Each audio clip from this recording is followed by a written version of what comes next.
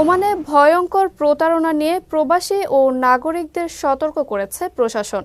সামাজিক যোগাযোগ মাধ্যমে সহজে লোন পাওয়ার আশ্বাস দিয়ে ফিশিং লিংক ছড়িয়ে ফাঁদ পাতা হচ্ছে, যেখানে নিজের ব্যাংক ও ব্যক্তিগত তথ্য দিয়ে সর্বস্ব হারিয়েছেন অনেকে।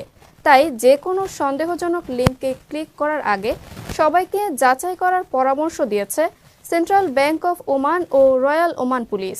এক বিবৃতিতে পুলিশ বলছে, প্রতারকরা সাধারণত কেন্দ্রীয় ব্যাংকের নামে বিভিন্ন নথিপত্র তৈরি করে তা ফেসবুক, হোয়াটসঅ্যাপ, ইনস্টাগ্রাম সহ অন্যান্য সোশ্যাল মিডিয়ায় ছড়িয়ে দেয়, যেখানে অতি সহজেই বড় অঙ্কের লোন পাওয়ার অফার দিয়ে তথ্য চাওয়া হয়।